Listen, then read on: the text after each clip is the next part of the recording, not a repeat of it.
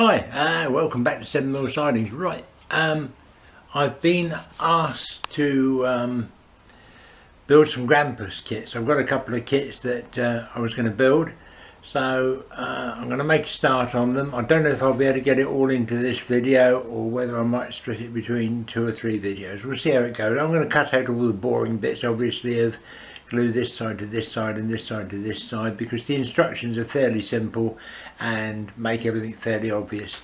But let's just have a look at the kit. So that's the box as it comes. The other one that I've got is actually an older one, in the older style box, which was Parkside Dundas in the old days, and of course they now split up and it's now part of the Pico group, which makes it a Parkside Models. But basically the kit is the same, and I've laid all the parts out on the workbench here.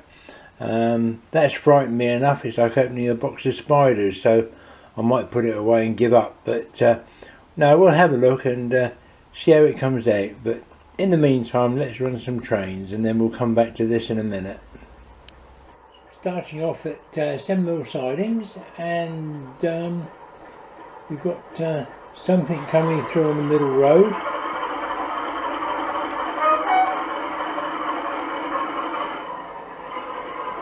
A few bits parked up here today.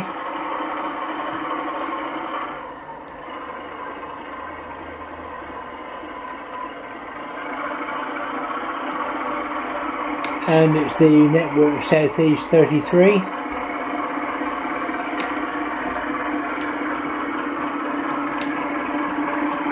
Coupled up to a Dutch one as well.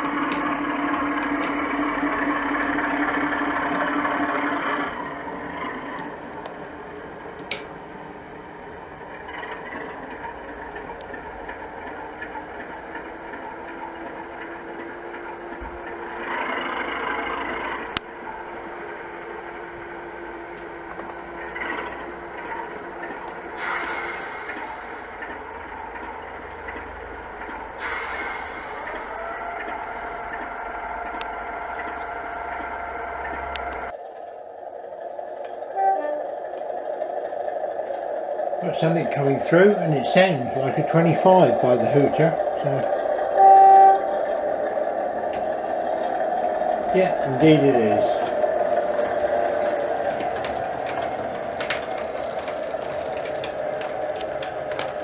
And a loaded catfish on the back.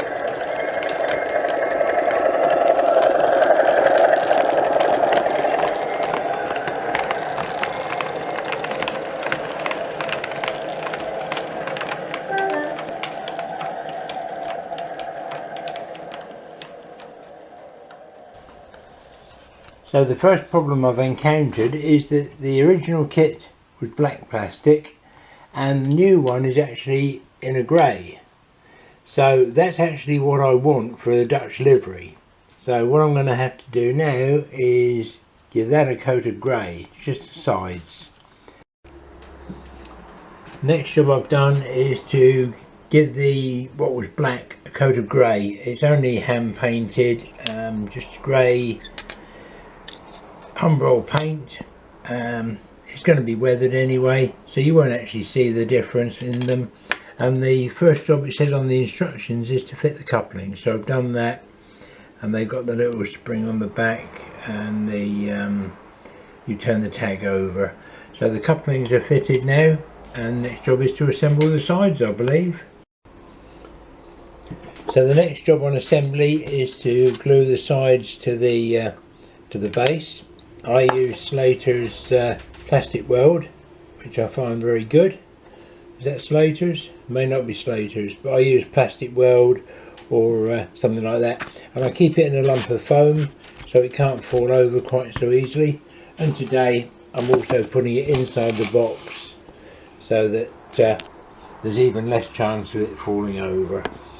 So we'll get on and we'll put the 4 sides together, and it's just a case of gluing that onto there. For anybody that hasn't used plastic weld before, very easy. you take a little bit of plastic weld and you paint it on the surface, and it will evaporate almost immediately. You do the same on the other surface, and the same will happen again. And then when you put the two together, it's difficult to show you on camera, but when you put the two together like that, you run a third layer down the join and it will weld them together. So within a few seconds you've got quite a good joint there. You can still move it around a little bit to line it all up, but it holds it all together. So it's just put the two sides on now and the other end, and then just make sure it's square. Again, as I say, with the plastic weld you can wet it again to move it about to get it square. So we'll do that job next. So that's now the 4 sides put on each one, and be aware plastic weld does what it says on the tin. So if you do get your fingers on it whilst the plastic is wet or the fluid is on there, it will leave finger marks, so be aware of that. The next job on the instructions was to cut out the siding axle boxes and make sure they slide up and down correctly in the axle slots in there. Once they do that, you can fix the sides, and the next job is to put the chassis underframe on. So with that job done, let's go and run some more trains and then we'll come back and see what's next.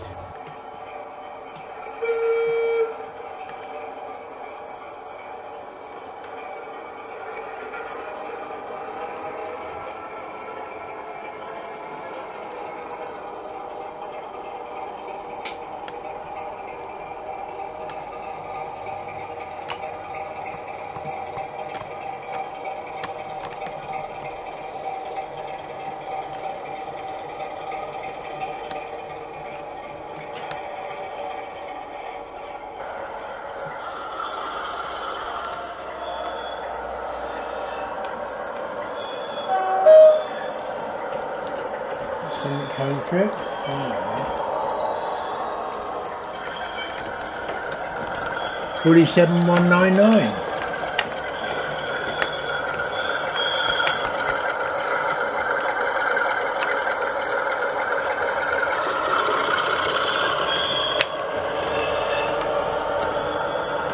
Going in stable up on the back road by the looks of it.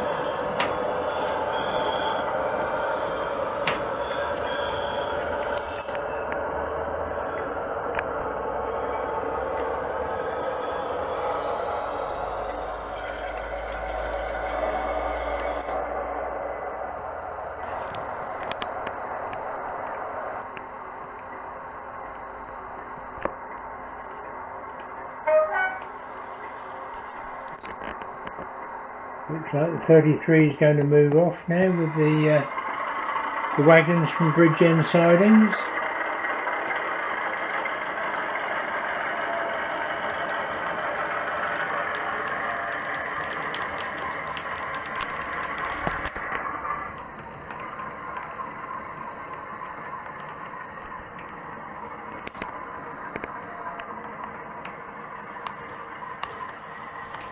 Bit of a fiddly job, but you've got to put these little brass axle bearings into the back of the sliders that go up and down on the for the axles. So that's where the wheels actually go in the back.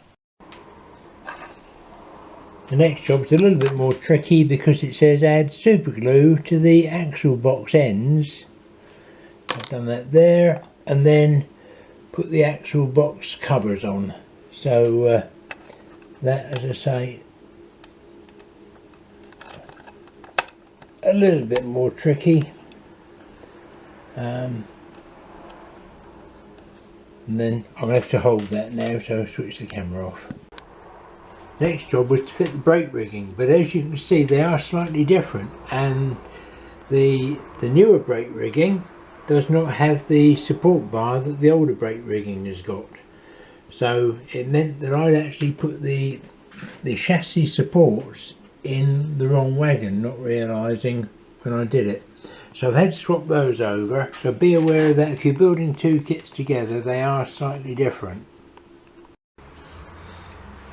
So now I've got the two brake hangers fitted either side, and unfortunately there's a bit of a splodge there like I was saying earlier. Fingers on Met Pack, not a good mixture, and it's my usual trademark, I'm afraid. I hate doing these jobs, but there we go. The next job is the buffers, and then we're almost done. I'm not going to bother with the baskets underneath. Mine are going to be in Dutch livery.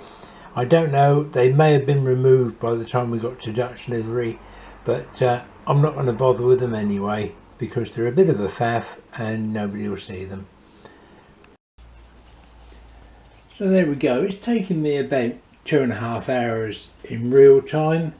As I say, I haven't done the baskets, and there's still the yellow to put on, and considering one of the wagons is hand painted in grey from black, I don't think you can really tell that much difference. And as I say, I'll put the yellow Dutch livery on, and then I can add the transfers, and it'll be another little addition to the stock. They run quite well. So that's the main thing. They run, and they haven't fallen off yet. There we go. Back to running some trains. Thank you. One thing I realised I hadn't put on the grampus yet is the little bars that support the doors. So they've got to go on. They'll get done in the next few days, obviously, before I do any more painting and weathering. And then I've got to find out where all these little bits go that say grampus and engineering and that sort of thing. But let's just give them a run. Let's finish off with a run of the grampus. So this is the first official run of the grampus. One other thing I forgot to say is that I would advise a bit of either Loctite or super glue on the back of the buffer head nuts. They could easily work loose and fall off, and they're very tiny. So let's just see how they run.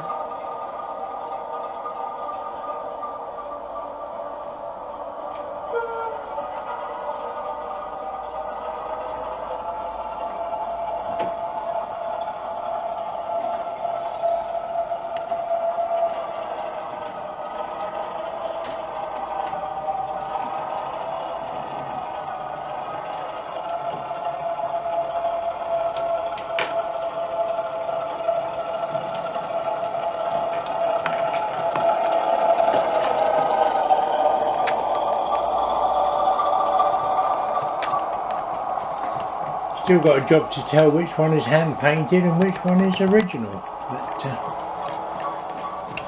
I'm sure somebody will be able to tell me.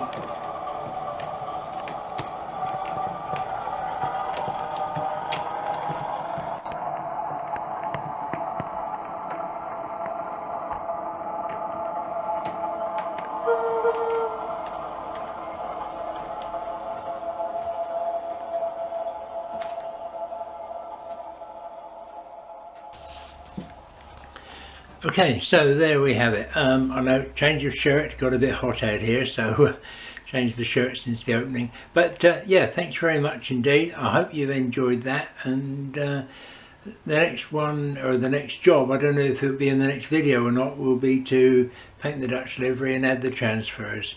But it might be in the next one, it might be in the one after that, but we'll catch up eventually. Thanks again for watching, hope you enjoyed it. Bye.